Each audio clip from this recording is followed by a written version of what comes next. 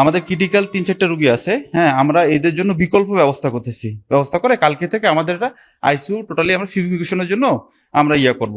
এই জন্য আমাদের আইসিইউ আপাতত হয়তো বা 3 থেকে 4 দিন এটা বন্ধ থাকবে। তারপর পুনরায় আমরা যেভাবে আমাদের আছে ওইভাবে আমরা রুগীগুলো নেব।